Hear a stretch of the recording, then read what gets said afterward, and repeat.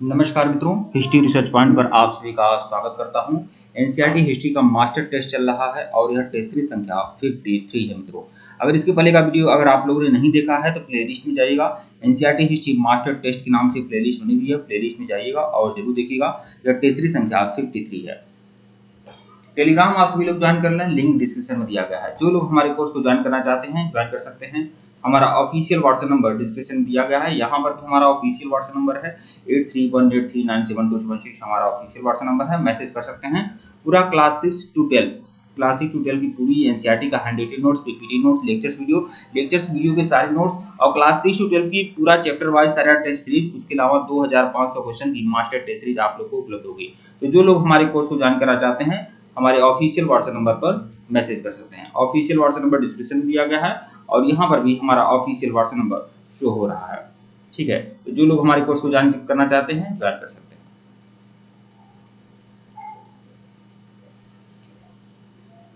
जहां से खत्म किए थे वहीं से शुरू करते हैं। टेलीग्राम आप सभी लोग जरूर ज्वाइन कर लें, लिंक डिस्क्रिप्शन में दिया गया है टेलीग्राम का। मुगलकालीन प्रशासनिक व्यवस्था के संदर्भ में निम्नलिखित कथनों में से विचार करना है। तो शासकों की बढ़ती समृद्धि और किसानों मजदूरों तक नहीं पहुंच पाई। तो मुगल काल में जो शासकों की समृद्धि थी वह किसानों मजदूरों तक नहीं पहुंच पाई, सही है। मुगल शासक पश्चिमी विज्ञान और प्रौद्योगिकी के विकास से बेखबर थे। तो 1 भी सही है, 2 भी सही है। कौन सा कथन सत्य है पूछ रहा है, तो 1 और 2 दोनों सही है, मतलब विकल्प सी 1 और 2 दोनों सही है, मतलब जो विकल्प सी होगा वो आपका सही होगा।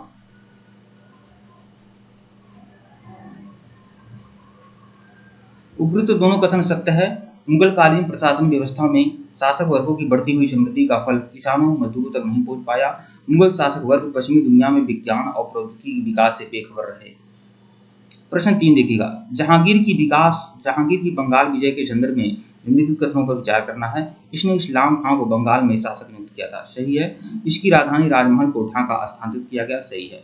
उस समय बंगाल में उस्मानियों का अधिकार था, यह सही नहीं है। कौन सा कथन सही नहीं है, तो केवल तीन। कौन सा कथन सही नहीं है, तो केवल 3, मतलब विकल्प डी जो है वो आपका सही नहीं है। 1 भी सही है और 2 भी सही है। ठीक है, व्याख्या देख लीजिएगा। 1600 ईस्वी में जहांगीर ने सूफी संत शेख सलीम चिश्ती के पौत्र इस्लाम खां को बंगाल में शासक नियुक्त किया, अतः कथन 1 सत्य है। इसने विद्रोहियों से निपटने हेतु राजधानी राजमहल से ढाका में स्थानांतरित किया, अतः कथन 2 भी सत्य है। जब जहांगीर ने बंगाल विजय हासिल किया उस समय अफगान शासक वहां प्रशासन कर रहे थे। ठीक है, प्रश्न 4 देखिएगा, शाहजहां द्वारा जहांगीर के खिलाफ किए गए विद्रोह का तात्कालिक कारणों में से कौन सा कथन सही नहीं है। शाहजहां द्वारा कंधार जाने से इंकार करना, सही है। कंधार पर ईरानियों द्वारा किया गया आक्रमण, सही है। अपने खिलाफ षड्यंत्र का भय, यह भी सही है। ए भी सही है, बी भी सही है और डी भी सही है। लेकिन शाहजहां को दिल्ली के समीप आसफ खां की फौज ने हरा दिया, ये सही नहीं है, क्योंकि दिल्ली के समीप आसफ खां की फौज ने नहीं, जबकि महावत खां की फौज ने हराया था। ठीक है, तो यही आपका सही नहीं है, केवल सी। कौन सा कथन सही नहीं है, केवल सी।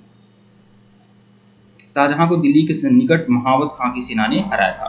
देखिए, ये सभी क्लास 6 to 12 की एनसीईआरटी का टेस्ट सीरीज है। क्लास 6 to 12 की एनसीईआरटी का मास्टर टेस्ट सीरीज है, जो 2500 क्वेश्चन की है मास्टर टेस्ट सीरीज है।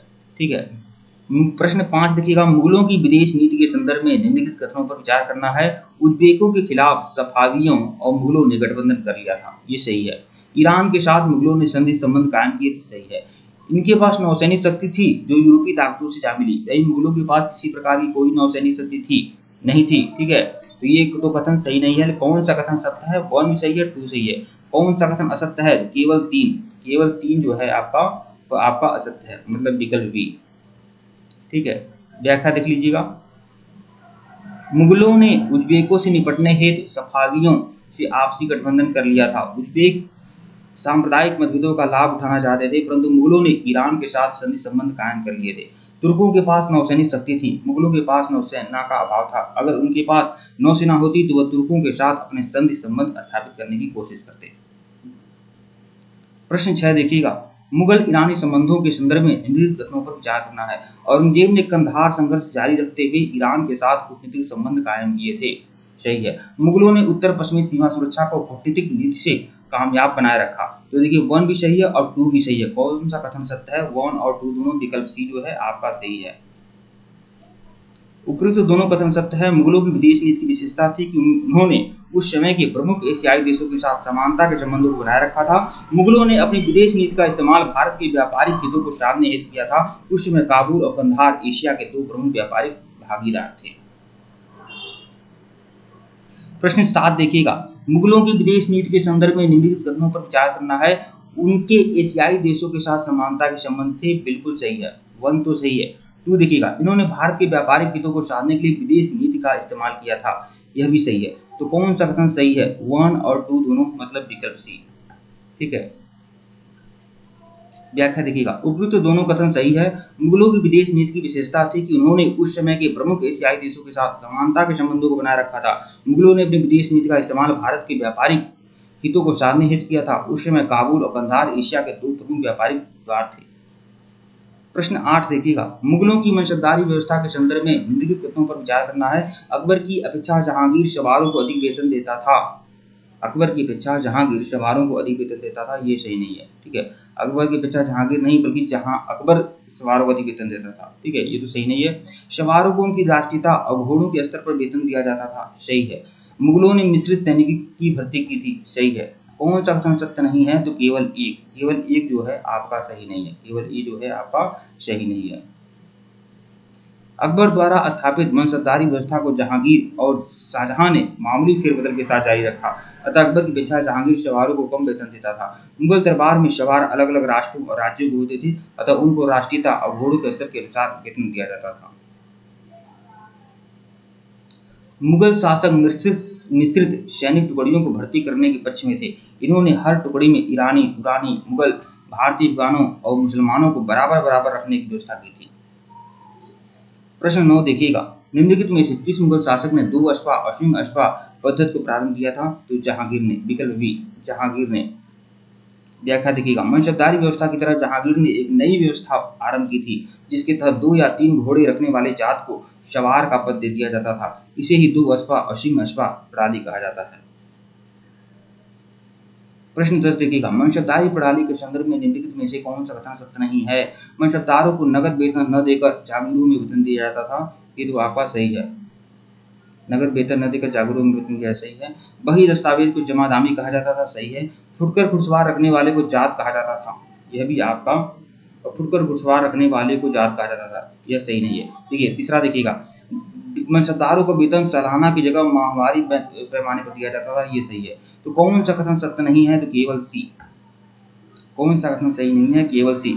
मुगल प्रशासन में मनसबदार अधिक से अधिक घुड़सवार रखते थे, इसमें फुटकर घुड़सवार रखने वाले को अहदी कहा जाता था। जो फुटकर घुड़सवार रखते थे उन्हें अहदी कहा जाता था।